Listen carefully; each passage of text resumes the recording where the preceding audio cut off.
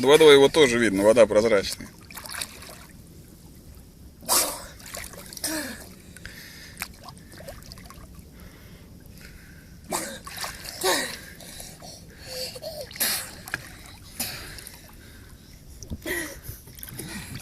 Смотри.